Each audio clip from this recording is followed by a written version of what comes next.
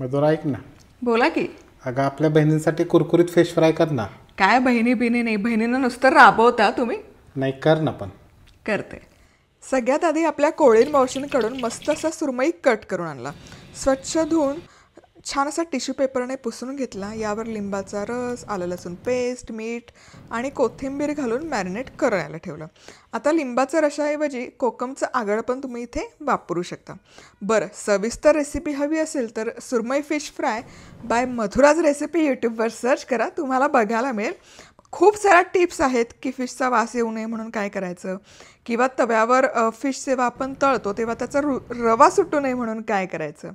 चला आता हे मिश्रण म्हणजे फिश सगळ्या रव्यात घोळवून घ्यायचा, तेल तापवून घ्यायचं आणि गरम तेलातच हा मासा सोडायचा, म्हणजे त्याचं रव्याचं आवरण निघत नाही. हा हा, बघा काय दिसतोय.